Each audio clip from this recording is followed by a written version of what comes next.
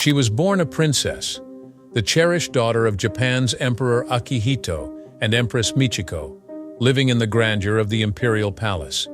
But in 2005, Princess Nori made a life-changing decision that shocked the nation.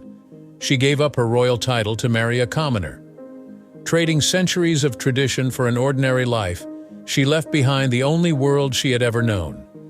From navigating her first grocery shopping trips to becoming the high priestess of Japan's most sacred shrine, her journey has been anything but typical. What happened to Princess Nori after she left royalty behind, and how has she shaped her life in the years since? Stay tuned to uncover the fascinating twists and turns of her post-royal journey. Let's take a step back in time to better understand the world Princess Nori was born into and the incredible weight of the decision she made years later to leave it behind. To truly appreciate her journey, you need to understand the foundations of the Japanese imperial family, the laws that govern it, and the deep-rooted traditions that have shaped their lives for centuries. The Japanese imperial family is the oldest hereditary monarchy in the world, a symbol of continuity and unity in Japan. The family traces its roots back to the legendary Emperor Jimmu, said to have ascended the throne in 660 BCE. Whether myth or history, this lineage has been revered in Japan as sacred, with the emperor traditionally seen as a descendant of Amaterasu, the sun goddess in Shinto belief. It's not just about heritage, it's about identity. For generations, the imperial family has embodied Japan's cultural and spiritual essence, and with that comes immense responsibility. But times change, and so do the rules. In 1947, just after World War II, Japan underwent a monumental shift. The Imperial Household Law, which governs everything from succession to marriage within the imperial family, was rewritten. The law was part of a broader restructuring of Japan under its new democratic constitution. It wasn't just about modernizing, it was about redefining what the monarchy meant in a post-war world. The imperial family became more symbolic, and the law aimed to limit their size and financial burden on the state. This new law cut away the collateral branches of the family, turning many royals into ordinary citizens overnight. It also established strict guidelines for succession and family membership. Under this law, only male offspring in the direct male line could inherit the chrysanthemum throne. Women born into the family, no matter their status or how closely tied they were to the emperor, could not ascend the throne. And here's the catch. If a princess chose to marry a commoner, she would lose her royal status entirely. It wasn't just a name or a title she would give up. She would leave the imperial household. Her life would no longer be funded by the state, and she would step into an entirely different world. For some, this might seem like a chance at freedom. For others, it's an unimaginable trade-off. This brings us to Emperor Akihito, Princess Nori's father, who was the 125th Emperor of Japan. Akihito was more than just a figurehead. His reign, known as the Heisei era, was marked by a profound commitment to bridging the gap between the imperial family and the Japanese people. Akihito was the first emperor in history to marry a commoner. Yes, he married Michiko Shota, Princess Nori's mother, and it wasn't without controversy. In the 1950s, this was groundbreaking. Michiko came from a wealthy but non-royal background. To traditionalists, this was unthinkable. They believed it would tarnish the sanctity of the imperial family. Yet Akihito persisted, and their marriage was seen as a modern fairy tale, breaking 2,600 years of tradition. But even as Akihito tried to bring the imperial family closer to ordinary people, the rules of the Imperial Household Law remained rigid. This law is why Akihito's daughter, Princess Nori, faced the choice she did. And it wasn't a choice her brothers would ever have to make. Akihito and Michiko had 3 children: Crown Prince Naruhito, Prince Akishino, and Princess Nori, who was known by her royal title Princess Nori before marriage. As the only daughter, her life was always going to be different. Princess Nori was born into a world of rules and expectations. Imagine growing up in the imperial palace, surrounded by history and tradition. But also, imagine how isolating it must have been. She wasn't just a girl, she was a symbol of an ancient lineage. Every step she took, every word she spoke, was watched and scrutinized. Even her education was carefully planned. Like her mother, Nori attended Gakushuin University, a prestigious institution traditionally attended by members of the aristocracy and elite families. There, she studied Japanese language and literature, earning a degree in 1992. But Nori's life wasn't just about studying or fulfilling ceremonial duties. She had her own passions and interests. She worked as a research associate at the Yamashina Institute for Ornithology, where she specialized in the study of kingfishers. This wasn't just a hobby, it was her career. For someone born into a world of expectations, this was a rare chance to pursue her own interests. But even then, her work was tied to her royal status. She often represented the imperial family during her travels, carrying the weight of her heritage wherever she went. Despite her royal responsibilities, Nori's life wasn't as public as her brother's. As a woman in the imperial family, her role was more subdued. Her brothers were groomed for leadership, especially Naruhito, the crown prince. For Nori, the path ahead was less clear. She wasn't in line for the throne, and she wasn't expected to play a leading role in Japan's future. But that didn't make her choices any easier. For women in the imperial family, marriage is a turning point. And for Princess Nori, it was no different. The Imperial Household Law left her with a stark choice: marry a commoner and leave the imperial family, or remain unmarried and keep her status. It wasn't just about love or tradition, it was about identity. What would you choose if you had to leave behind everything you'd ever known? For Princess Nori, her answer came on November 15, 2005, when she married Yoshiki Kuroda, a quiet and serious urban planner. That day marked the beginning of her new life as Sayako Kuroda, and the end of her life as Princess Nori. The announcement of her engagement to Yoshiki had been made nearly a year earlier on December 30, 2004. At 36 years old, Sayako was the last of Emperor Akihito and Empress Michiko's 3 children to marry. Her fiancé, Yoshiki Kuroda, was 40 at the time and had known Sayako for many years. He wasn't a stranger to the family. He had been friends with Sayako's brother, Prince Akishino, since childhood.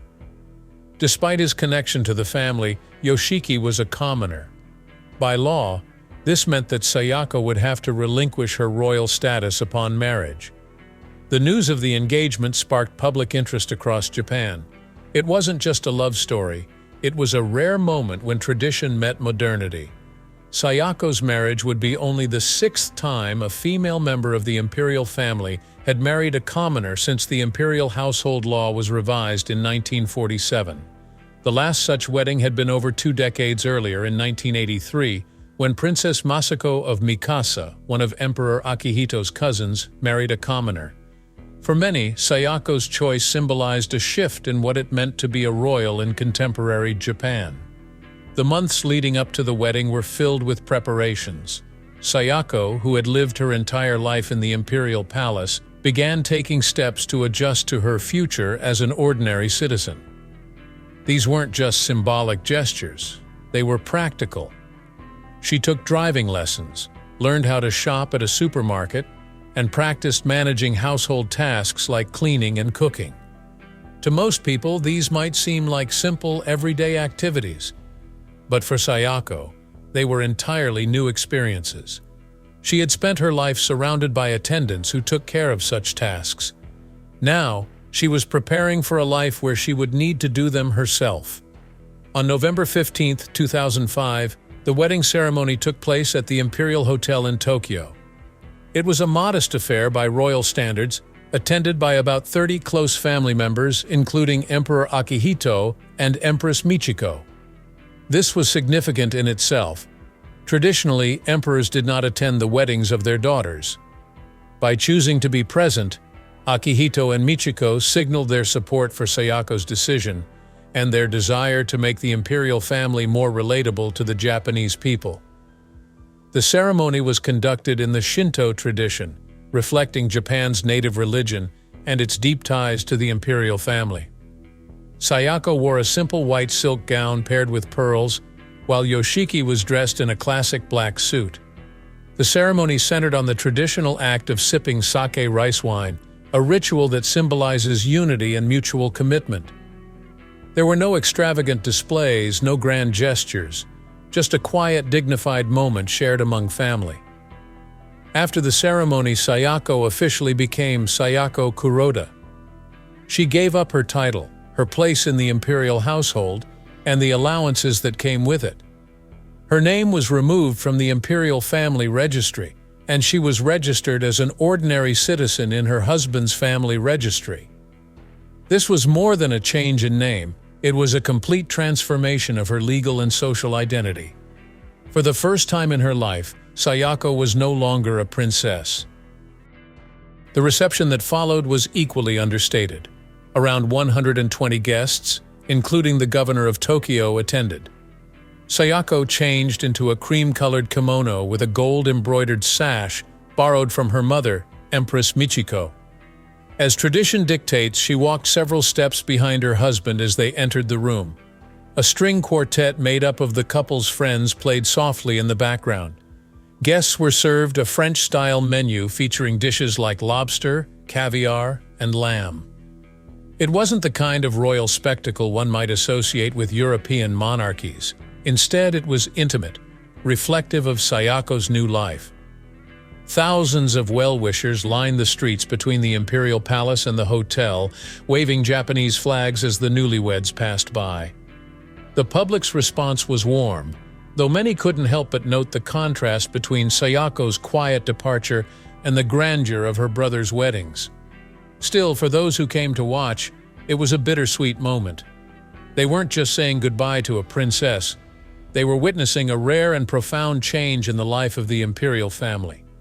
Sayako also left her part-time job as a researcher at the Yamashina Institute for Ornithology to focus on her new role as a housewife. While she had received a one-time dowry of $1.2 million from the state, much of it went toward their new home. From then on, the couple would rely solely on Yoshiki's income as an urban planner. Adjusting to her new life wasn't easy.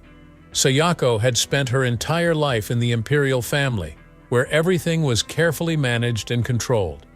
Now, she faced the same challenges as any other newlywed, setting up a home, managing a budget, and learning the rhythms of everyday life. She even experienced culture shock. At one point, a lady-in-waiting reportedly explained to Sayako that she would need to clean her furniture after moving into her new apartment. Sayako's surprised response was, "What? You have to clean up?" For someone who had never lived outside the palace, these small details were revelations. Despite the challenges, Sayako seemed determined to embrace her new role. She spoke openly about her desire to learn and adapt, to treasure her past while moving forward as a member of the Kuroda family. Her husband Yoshiki supported her every step of the way. Though quiet and reserved, he made it clear that he would help her adjust to their new life. Together they represented a union of tradition and modernity, a marriage that bridged the gap between the imperial family and ordinary citizens. But what does life look like now for Sayako Kuroda, 18 years after she gave up her title? Has she fully adjusted to her role as a private citizen? And how has her decision shaped the perception of the imperial family in a changing Japan? These are questions that take us deeper into the journey of a woman who transitioned from the world of royalty to one of simplicity, devotion, and quiet purpose. In 2006, Sayako and Yoshiki moved into a luxury condominium near Gakushuen University, where they had both studied. The apartment was a practical choice, equipped with high-level security to ensure their privacy. Sayako used the 152.5 million yen payment she received upon leaving the imperial family to cover most of the cost, while Yoshiki took out a loan for the remainder. For the next 15 years, the couple worked together to pay off the loan, a very relatable experience for many couples in Japan. As Sayako settled into her new role as a full-time housewife, she began to experience the rhythms of everyday life. She would shop at local markets, run errands, and engage with her new community. In the beginning, Tokyo Metropolitan Police officers discreetly accompanied her to ensure her safety, but over time this presence became less noticeable. Sayako adjusted to living without the privileges of royalty, learning to navigate a simpler, quieter life. But her connection to her family and Japan's traditions never faded. Sayako occasionally appeared at formal events with the imperial family, like banquets for visiting dignitaries. In 2012, her life took another turn. She was appointed as a high priestess of the Ise Grand Shrine, one of the most sacred sites in Shinto religion, and a place deeply tied to the imperial family. The shrine is dedicated to Amaterasu, the sun goddess who is believed to be the ancestor of Japan's emperors. This role allowed Sayako to continue serving her country, but in a very different way. For the next year, she worked alongside her aunt, Atsuko Ikeda, who was the chief priestess of the shrine. Sayako assisted with rituals and learned the responsibilities of the position. In 2017, when her aunt retired, Sayako became the chief priestess herself. It was a significant moment, marking her return to a role connected to her family's spiritual and cultural legacy. She now spends several weeks each year living in Ise, performing rituals on behalf of the emperor and the people of Japan. Her work as a priestess has brought a new sense of purpose to her life. In her white jacket and vermilion hakama, Sayako embodies the dignity and devotion of her role. The rituals she performs may seem simple, offering prayers, presenting sacred branches, and maintaining the shrine, but they carry profound meaning. They connect Japan's present to its past, ensuring that traditions are preserved for future generations. Sayako's work at Ise Shrine isn't just about tradition, it's also about family. Before her father, Emperor Akihito, abdicated the throne in 2019, Sayako was present when he and Empress Michiko visited the shrine to report the news to Amaterasu. Her presence at this ceremony was a poignant reminder of the ties that still bind her to her family, even though she is no longer a formal member of the imperial household. Meanwhile, Yoshiki's career has flourished. In 2021, he was promoted to a higher-ranking position in urban planning within the Tokyo metropolitan government. His salary increased, providing more financial stability for the couple. Around the same time, they finished paying off their home loan, marking another milestone in their life together. Despite their quiet lifestyle, these achievements reflect the strength of their partnership and their ability to navigate life's challenges as a team. Sayako has also maintained her connection to the next generation of the imperial family. In 2021, she lent her niece, Princess Aiko, a tiara for her coming-of-age ceremony. This tiara had been presented to Sayako when she reached the same milestone in 1989. The gesture was deeply symbolic, showing how Sayako continues to honor her past while supporting her family. Today, Sayako Kuroda lives a life that balances the ordinary and the extraordinary. As a private citizen, she experiences the joys and challenges of everyday life. She manages her home, supports her husband, and engages with her community. But as the chief priestess of Ise Shrine, she also carries out sacred duties that connect her to Japan's spiritual heritage. It's a unique blend of roles, but Sayako seems to have found a sense of peace and fulfillment in her journey. Her decision to leave the imperial family has had a lasting impact. For many in Japan, Sayako's story is a symbol of how tradition can coexist with change. She has shown that it's possible to honor the past while embracing a new future. Her life reminds us that even the most significant transitions can lead to growth and purpose. As we reflect on Sayako's journey, one thing becomes clear. Her story is about more than just leaving royalty behind. It's about finding meaning in a new chapter of life. It's about resilience, adaptability, and staying true to oneself while navigating change. What do you think about Sayako's journey from princess to private citizen and priestess? Let us know in the comments below. If you enjoyed this video, don't forget to like, subscribe, and turn on notifications so you won't miss more stories like this. Thank you for watching, and we'll see you next time.